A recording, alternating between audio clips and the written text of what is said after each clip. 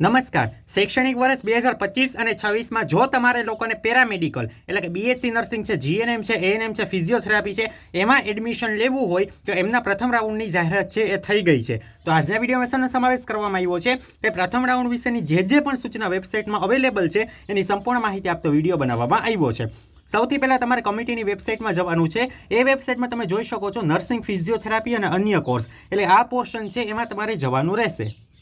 હવે જેવા તમે જશો એટલે તમારી સામે આ રીતની વેબસાઇટ છે એ ઓપન થશે. હવે સૌથી પહેલી પીડીએફ તમને આપવામાં આવી છે પ્રથમ રાઉન્ડની ઓનલાઈન ચોઈસ ભરવા માટેની માહિતી. તો એ માહિતી આ તમે ડાઉનલોડ કરશો એટલે તમારી સામે માહિતીની પીડીએફ છે એ ડાઉનલોડ થશે. હવે એના પછી નીચે સૂચના આપવામાં આવી છે વર્ષ 2025 અને 26થી જો કોઈ સ્વનિર્ભર સંસ્થા દ્વારા એટલે કે પ્રાઇવેટ સંસ્થા દ્વારા BSc nursing, GNM, ANM, BPT, BASLP, BOP, BO, BOT, BNAY એટલે કે નેચરોપેથી અભ્યાસક્રમો માટેની મેનેજમેન્ટ કોટાની બેઠકો છે એ પ્રવેશ સમિતિને સુપરત કરવામાં આવેલ છે. એટલે કે આ બેઠકો ચોઇસ ફિલિંગ દરમિયાન અલગથી સરકારી કોટામાં સુપરત કરેલ મેનેજમેન્ટ સીટ, એટલે કે આ સીટ પહેલા કેવી હતી તો કે ભાઈ કોઈ બી કોલેજ હોય પ્રાઇવેટ, એમાં કયા કયા કોટા હશે? એક તો ગવર્મેન્ટ કોટા હશે અને બીજો તમારે હશે મેનેજમેન્ટ કોટા.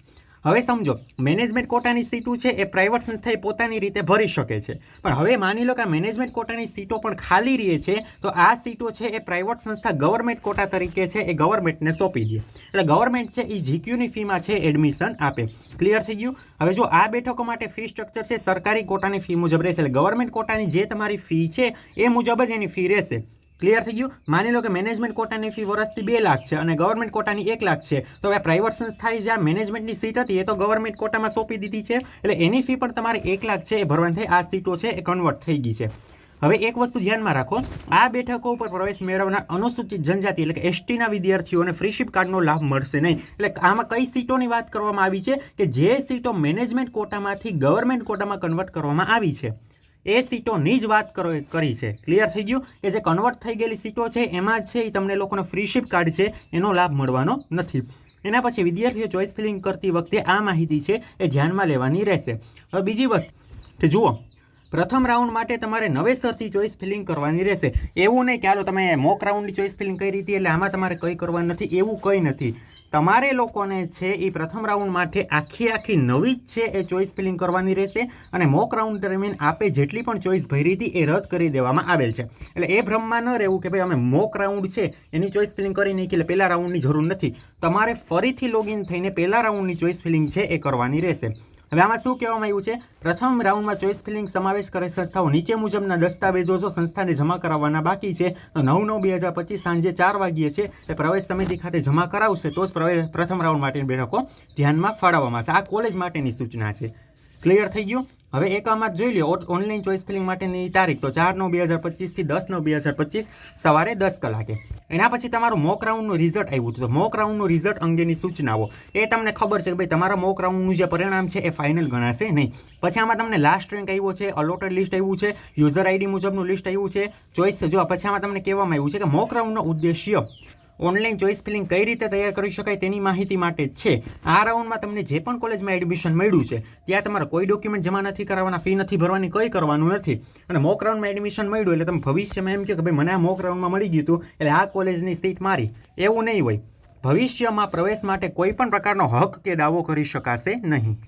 હવે આપણે લોકો પ્રથમ રાઉન્ડની ઓનલાઈન ચોઇસ ભરવા માટેની માહિતી ઉપર ક્લિક કરીએ એટલે તમારી સામે આ રીતની પીડીએફ છે ઓપન થશે. હવે જો 42 પાનાની પીડીએફ છે એમાં પહેલાં તમને આપવામાં આવ્યું છે પ્રથમ રાઉન્ડ ઓનલાઈન ચોઇસ ભરવા માટેની માહિતી.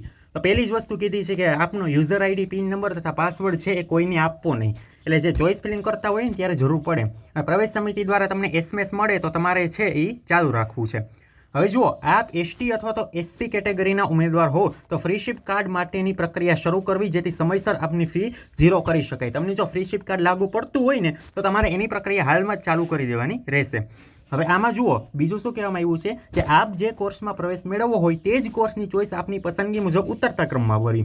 એક્ઝામ્પલ તરીકે તમારી લોકોની પસંદગી છે બીએસસી નર્સિંગ અને એના પછીની પસંદગી છે તમારી બીપીટી. હવે તમારું મન એવું છે કે ભાઈ બીએસસી નર્સિંગમાં જો હું ગવર્મેન્ટ સંસ્થા પસંદ કરું છું તો ગવર્મેન્ટમાં ના મળે તો પછી મારે બીએસસી નર્સિંગ પ્રાઇવેટમાં જવું, પણ બીપીટીની ગવર્મેન્ટમાં જવું છે તો સૌથી પહેલાં તમારે જે 8 કોલેજ છે બીએસસી નર્સિંગની ભર નાખવાની. એના પછી 9મા નંબરથી તમારે જે ફિઝિયોથેરાપી છે એની આખી ચોઇસ છે એ તમારે ભરવાની થશે. ક્લિયર થઈ ગયું? હવે એટલે કે જો જે કોર્સ તમે કરવા જ નથી માંગતા, માની લો કે જીએનએમ છે, એએનએમ છે, અથવા તો તમે બીપીટી છે, બીએસસી નર્સિંગ છે, એમાંથી કોઈ પણ કોર્સ તમે જો કરવા જ નથી માંગતા તો એની ચોઇસ ફિલિંગ તમારે કરવાની નથી. હવે જો આમાં શું કહેવામાં આવ્યું છે, ચોઇસ ભરવા માટેની કોઈ પણ મર્યાદા નથી. તમે જેટલી ચોઇસ છે એ તમામ ભરી શકો છો. ક્લિયર થઈ ગયું? એવું નથી કે ભાઈ તમે 5-10 કોલેજ જ ભરી શકો, એવું નહીં. જેટલી ભરવી હોય એટલી તમે ભરી શકો છો. એના પછી આપની પસંદગીના અભ્યાસક્રમ માટે શક્ય હોય તેટલી વધુ ચોઇસ ભરવી અને ઉતરતા ક્રમમાં ભરવી છે. નવેસરથી ચોઇસ ફિલિંગ કરવાની રહેશે. કઈ રીતે કરવી એમાં તમારે સૌથી પહેલાં લોગિન થવાનું છે. લોગિન થઈને તમારે આઈડી અને પાસવર્ડ નાખવાનો છે. ક્લિયર થઈ ગયું? પછી ચોઇસ ડિટેલનો ઓપ્શન આવશે. એમાં તમારે લોકોએ છે અવેલેબલ ચોઇસમાં તમને બતાવશે કેટલી તમારી ચોઇસ અવેલેબલ છે, ફિલ ચોઇસ અને ફ્રી ફિલ ચોઇસ. પહેલાં તમારે અવેલેબલ ચોઇસ એટલે કે કેટલી ચોઇસ ઉપલબ્ધ છે એ તમે જોઈ શકો છો. ક્લિયર થઈ ગયું? એમાં જો ટોટલ અવેલેબલ ચોઇસ છે એ તમને લોકોને બતાવશે. ક્લિયર થઈ ગયું? તો આ રીતે તમને છે જે આપણે પહેલાં આનો આપણે ડિટેલમાં વિડીયો બનાવેલો જ હતો. ક્લિયર થઈ ગયું? પછી તમારે કઈ કઈ છે એ તમે જોઈ શકો છો. કોર્સનું નામ છે, એની ટ્યુશન ફી કેટલી છે, તમારે 6 માસની કેટલી ભરવાની છે, એ સંપૂર્ણ વિગત છે એમાં તમે આ પીડીએફમાં તમે વાંચી શકો છો. ક્લિયર થઈ ગયું? હવે એના પછી આપણે મોક રાઉન્ડની આપણે વાત કરીએ તો પહેલાં તમને આવ્યું છે એમાં તમને પહેલાં ખાસ નોંધ આપવામાં આવી છે કે મોક રાઉન્ડના પરિણામે તમને કોઈ પણ સંસ્થામાં પ્રવેશ નહીં મળે અને બેંકમાં કોઈ ફી ભરવાની નથી, ડોક્યુમેન્ટ જમા નથી કરાવવા તથા કોઈ પણ સંસ્થામાં હાજર થવા જવાનું નથી. પછી ખાસ નોંધમાં તમને આપવામાં આવ્યું છે કે મોક રાઉન્ડનો ઉદ્દેશ્ય ઓનલાઈન ચોઇસ ફિલિંગ કઈ રીતે કરી શકાય તેની માહિતી માટે જ છે. ક્લિયર થઈ ગયું? તમારે કોઈ પણ પ્રકારની પ્રક્રિયા કરવાની જરૂર નથી, કોઈ પણ સંસ્થામાં એડમિશન મળશે નહીં.